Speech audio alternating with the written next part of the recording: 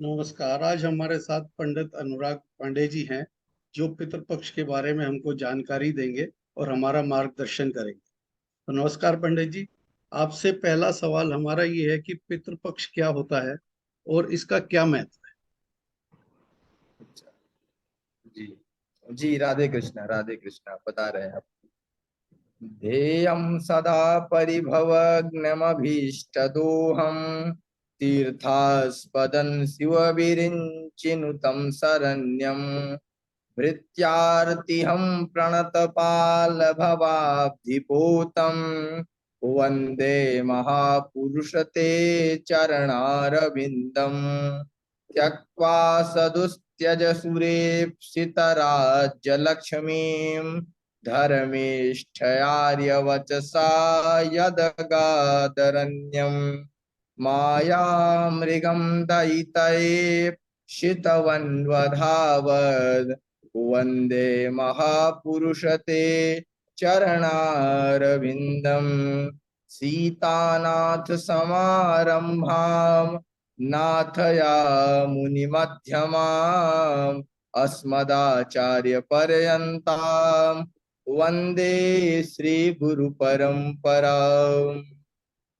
जी, जैसा कि आपका प्रश्न है कि पितृपक्ष का मतलब क्या महत्व है। जी, है? देखिए, पितृपक्ष हमारे जीवन में, पितृपक्ष एक उत्सव होता है। साल में एक बार पितरों का दिन आता है, पितरों का उत्सव आता है। और हमारे जीवन में तीन ऋण हैं जो शास्त्रों ने बताया: देव ऋण, ऋषि ऋण और पितृ ऋण। तो उन ऋणों से मुक्त होने के लिए एक बहुत अच्छा, मतलब समझ लीजिए, एक उत्सव की तरह, जैसे अन्य त्योहार होते हैं उसी तरह एक उत्सव की तरह अपना एक ये पितृ वो आता है। तो इसमें हमको क्या करना है, अपने पितरों के लिए निमित्त हमको कुछ, जैसे उनके लिए हमको पिंडदान देना है। उनको मतलब हमें खुश करना है। अगर हमारे पितर खुश रहेंगे तो हमारी उन्नति में या काफी चीजों में हमें वो मिलेगा। जी, आगे क्या है। जी,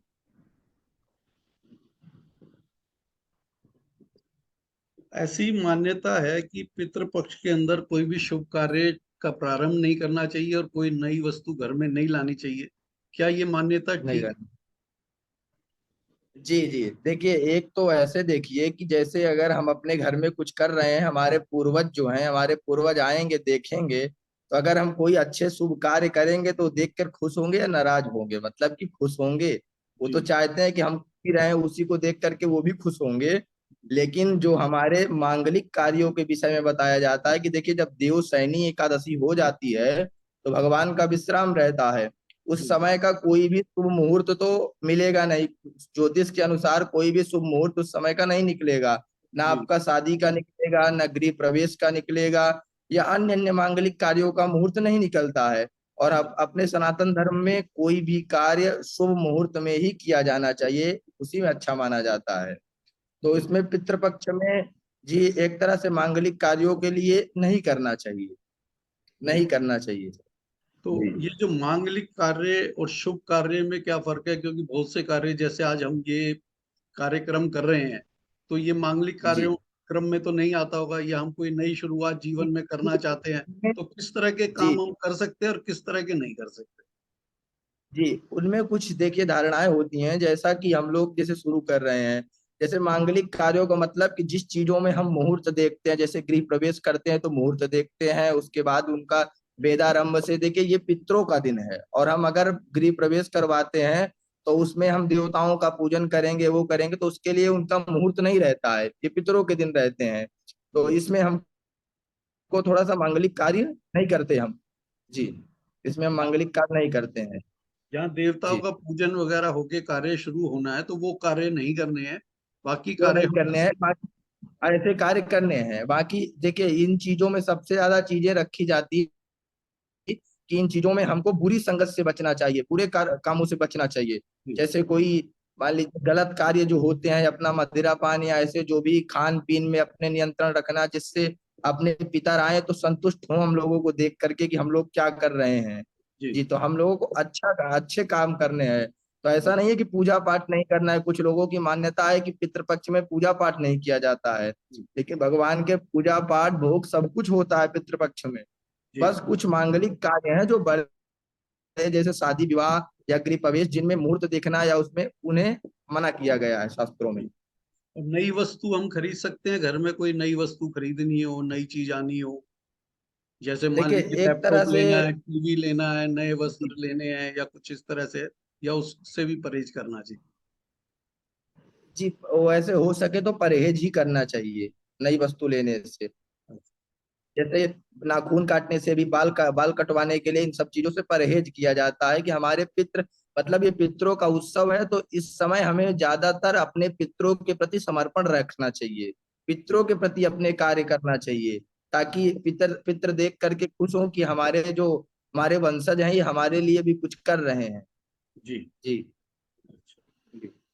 कुछ ऐसा आप बता सकते हैं कि जैसे अब आपने काफी चीजें तो बता दी, तो शायद इसमें कवर हो गया, फिर भी कुछ रह गया हो कि पितृपक्ष में क्या करना चाहिए और क्या नहीं करना चाहिए। अगर कुछ और बच गया है जो आपने बताया है, तो उस पर भी प्रकाश डाल दें। क्या करना चाहिए और क्या नहीं करना क्या नहीं? चाहिए। तो देखिए, नहीं करने पहले ये जान लें कि हमें क्या करना चाहिए। जी।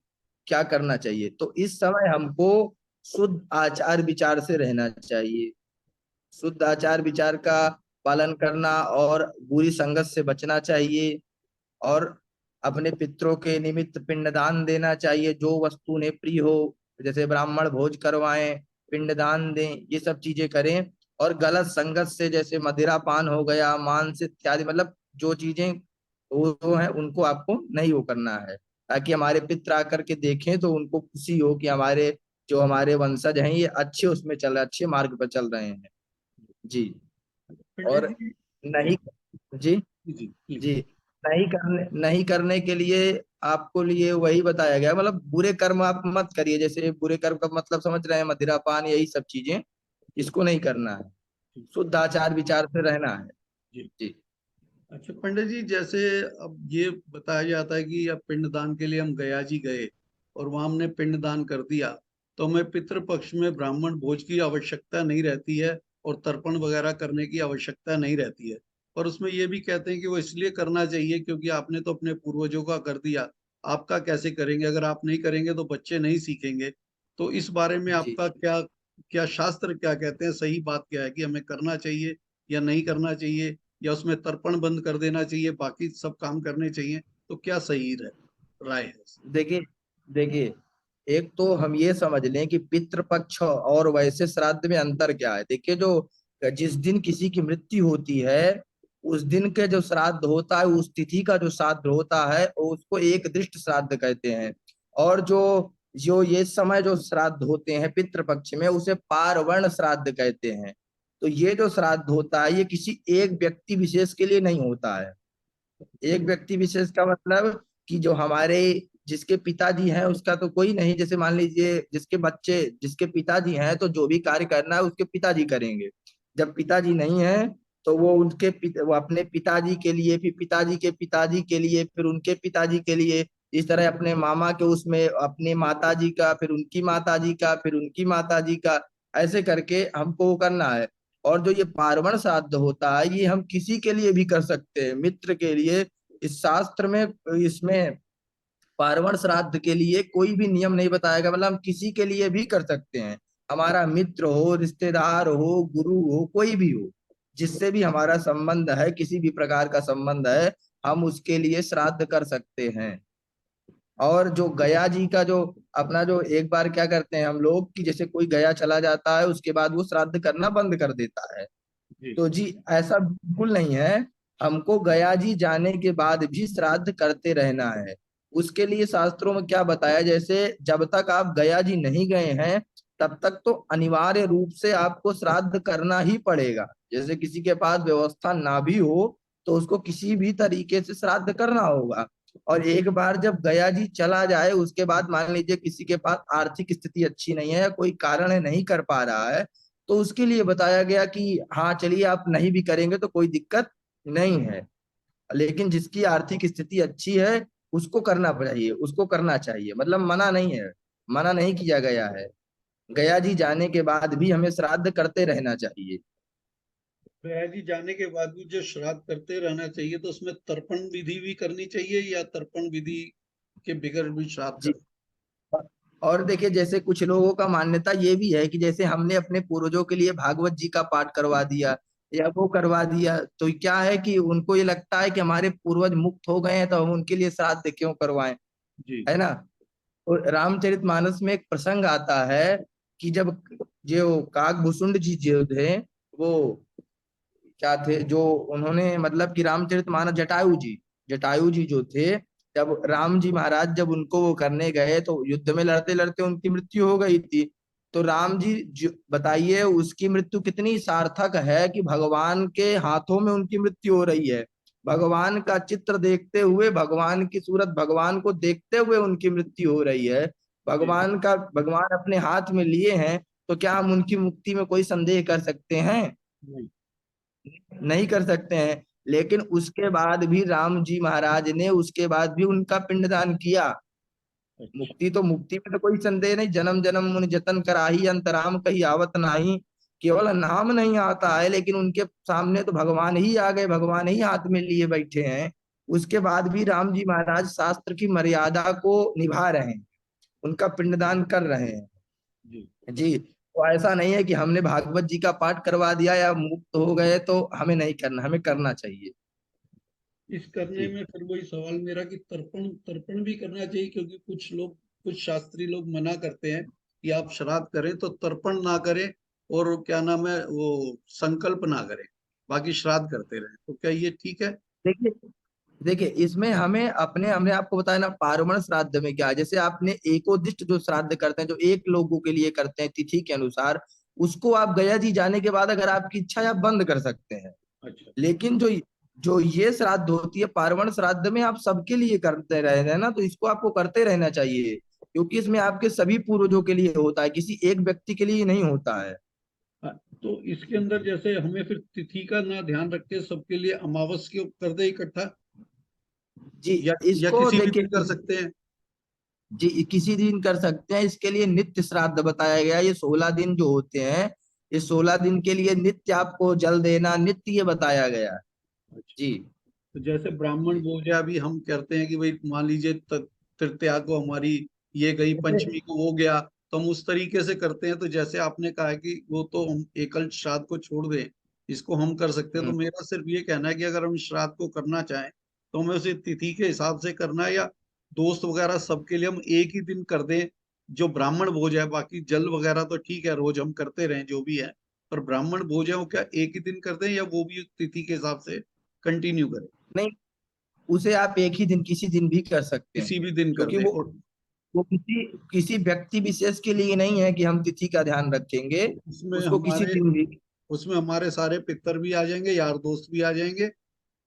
जी। जी। जिसको जिसको भी आप, जिनसे आपका जुड़ाव है, जिनको भी आप याद कर सकते हैं, जिनको भी ठीक। आपका वो है, यहाँ तक कि शास्त्रों में कहा गया कि मालिक नौकर, यहाँ तक भी आप कर सकते हैं। कोई आपका ठीक। बहुत पसंदीदा नौकर हो या मालिक, उसके लिए भी कर सकते हैं, किसी इसी भी में प्रकार का कर्म।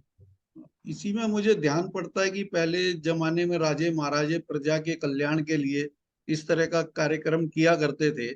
अगर मान लीजिए हम इसी तरह का कोई कार्यक्रम अपने मोहल्ले के लेवल पे या कहीं पर एक करना चाहें कि भाई मोहल्ले में जो भी गए हैं या कुछ भी है उनके निमित्त एक कार्यक्रम साल में अगर हम लेना चाहें तो हम कर सकते हैं, ब्राह्मण भोज करवा के जी। जी, कर सकते कर सकते हैं। हैं। ठीक है।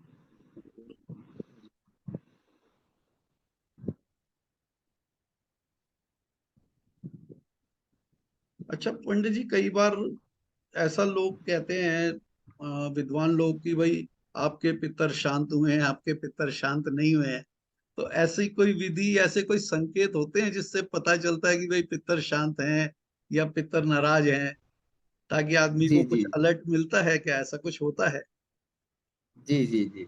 देखिए, उससे क्या होता है कि थोड़ा सा कार्यों में या घर में अशांति होने लगती है। जी। घर में अशांति होने लगती है, घर में आपस में कला मचने लगता है, लड़ाई झगड़ा होने लगता है। कार्यों में जो चीज आपको मिलनी चाहिए वो नहीं हो पाती है, मतलब कि आपके काम बिगड़ने लगते हैं। वो आपको खुद ही ऐसा लगेगा कि कुछ है। जी। उसका संकेत आपको मिलता है, संकेत आपको मिलता है। जी। उस संदर्भ में क्या उपाय करना चाहिए? ये श्राद्ध को ही ठीक से करना चाहिए या कोई और उपाय भी है कि कोई पूजा विधि या कुछ? देखिए देखिए, इसके लिए क्या है कि अगर किसी के घर में पितृ दोष है तो उसको त्रिपिंडी श्राद्ध करना चाहिए, त्रिपिंडी श्राद्ध। या तो वो त्रिपिंडी श्राद्ध करे, या तो वो भागवत जी का पाठ करवाए। जी। उससे भी वो भी उपाय बताया गया, या भागवत जी का पाठ करवाए उसी के निमित्त। वो व्यक्ति विशेष के लिए, जैसे कोई पता चल जाता है कि हमारे चाचा हैं, ताऊ हैं, जिनकी सदगति अधोगति हुई है, उनके लिए नहीं किया गया, तो उनके लिए हम करवा सकते हैं। जी, भागवत जी का पाठ या त्रिपिंडी श्राद्ध। इसी में पंडित जी गया जी गए, नारायण बलि भी करवाई, उसके बाद भागवत जी का पाठ भी कराया, और उसके बाद जी, भी घर में कले हो तो फिर क्या कराया? देखिए ऐसा है ना कि नॉर्मल कला, देखिए छोटी मोटी चीजें तो सबके घर में होती हैं, है ना। कोई सुखी तो कोई है नहीं ना, छोटी मोटी सबके यहाँ होती है। तो इन चीजों अगर आपको ज्यादा लगता है तो त्रिपिंडी श्राद्ध अगर आपने किया, अगर त्रिपिंडी श्राद्ध देखिए, ये श्राद्ध तो आपका नॉर्मल है, लेकिन जब कला होती है तो त्रिपिंडी श्राद्ध करना पड़ता त्रिपिंडी है। गया जी में और फिर हुआ है, त्रिपिंडी श्राद्ध गया जी में तो हुआ त्रिपिंडी, त्रिपिंडी श्राद्ध। हाँ। पर क्योंकि उसके जी बाद भी अगर कुछ ऐसे संकेत जो आप कह रहे हैं ये मिल रहे हैं, तो फिर क्या करना है? दोबारा से त्रिपिंडी श्राद्ध कराना चाहिए? जी, दोबारा से त्रिपिंडी मतलब श्राद्ध कि कराना चाहिए? नहीं, एक ही बार अगर अगर अच्छे से त्रिपिंडी श्राद्ध एक बार हुई है तो दोबारा ऐसे कोई वो आएगा ही नहीं। ठीक। ठीक। जी। और चलो। नहीं तो फिर भागवत जी का मूल पारायण, मूल पारायण। अच्छा। मूल पाठ। जी, ठीक। मूल पारायण। बस। भागवत कथा नहीं करवानी है, मूल पारायण करवाना है, पाठ। अच्छा। ठीक है, अभी तो क्योंकि पंडित उनकी जी हमारे मुक्ति तो के लिए, दिमाग में। हाँ जी। उनकी मुक्ति के लिए सबसे अच्छा है धन्या भागवती वार्ता प्रेत पीड़ा विनाशिनी, सप्ताहोपि तथा धन्या कृष्ण लोक अलसता। तो सबसे अच्छा तो यही बताया गया है। जी। जी। तो अभी तो हमारे यही सवाल थे, अगर आप कुछ और इस पितृपक्ष के बारे में जानकारी देना चाहें तो आप, की जो हम नहीं पूछ पाए और आपको लगता हो जरूरी है, तो आप कृपया सबके मानव के कल्याण के लिए या नॉलेज के लिए आप दे दीजिए जानकारी। जी, देखिए हमको क्या करना है, हम लोगों को जो अपना जो है पितृ ऋण से मुक्ति पाने के लिए, हम लोगों को नृत्य, एक तो अपना नित्य तर्पण बताया गया, श्राद्ध अपनी नित्य बताई गई। तो जी। हम लोगों को जैसे आपका पितृ पक्ष आया है तो आप नित्य अपना ये कार्य करते रहना चाहिए, ताकि अपनी संस्कृति विलुप्त ना हो पाए। अपने बच्चे और अपने ये सब देखते चलें कि हाँ क्या कैसे किया जाता है। तो उनसे हमको जोड़ करके रखना है, और आगे इस संस्कृति चलती रहे इसके लिए अपने बच्चों को भी उसमें प्रेरित करना है कि ऐसे किया जाता है। जी। मतलब उनको भी इन चीजों में लाना चाहिए, जी। उनको भी इन चीजों को बताना चाहिए। जी।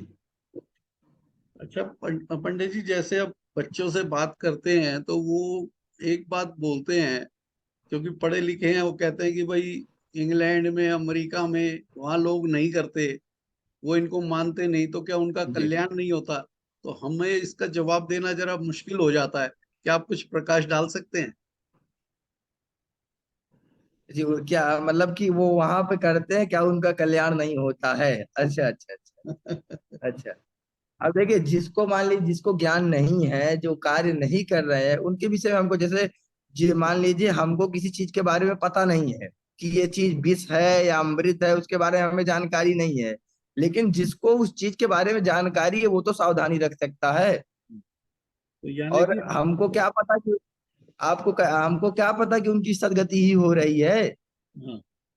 अगर सभी सभी शुद्ध हो गए, सभी मुक्त हो गए, तो भगवान का ये सब कैसे चलेगा, दुनिया कैसे चलेगी? अगर सबको पता चल जाएगा कि अमृत क्या है और विष क्या है, तो सब लोग अगर भगवान के वही बन गए, तो फिर दुनिया भी तो ठाकुर जी की चलनी चाहिए। तो जैसे अगर हम, तो अगर हमको जानकारी है तो हमको अपने बच्चों को बताना है कि आप ये करिए, भाई हमारे पूर्वजों ने ये किया है। पूर्वज, ऐसा नहीं कि पूर्वज मूर्ख तो थे नहीं, हाँ जी। भाई पूर्वजों ने, पूर्वज के तो मूर्ख तो थे नहीं, उनमें भी ज्ञान था। तो हमको उनसे जोड़ के बताना है कि देखिए हमको जानना है कि विष और अमृत में क्या फर्क है हमको पता है। मान लीजिए किसी को अज्ञानता, बस उन चीजों का ज्ञान नहीं है, तो हमको बताने का प्रयास करना है, ना कि हमको उसी को उसमें ढल जाना है कि नहीं हमको भी वही मान लेना है। तो इससे मैं जो समझा पंडित जी, दूसरे शब्दों में कहें कि हमारे पास ये एड ऑन्स हैं, अपने कल्याण के लिए हमारे पास कुछ एक्स्ट्रा चीजें हैं, ज्यादा चीजें हैं, तो हमें उसका जी जी प्रयास करना चाहिए।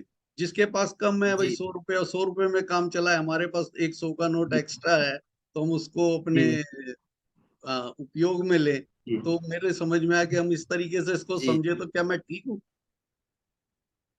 जी। इसके लिए हमें धन्यवाद देना चाहिए अपने ऋषियों का, बिल्कुल। अपने जो अपने पूर्वजों का, जिन्होंने इस परंपरा को जीवित रखा, जो अभी तक चला चला आ रहा है। अब हमारा ये कर्तव्य है कि ये परंपरा चलती रहे, ये बहुमूल्य चीज है, जी। ये लुप्त ना होने पाए। ठीक है पंडित जी, आपका बहुत बहुत शुक्रिया हमारा ज्ञानवर्धन करने के लिए। आपको हम कष्ट जी। देते रहेंगे। राधे राधे कृष्ण, राधे राधे कृष्ण। कृष्ण, राधे कृष्ण।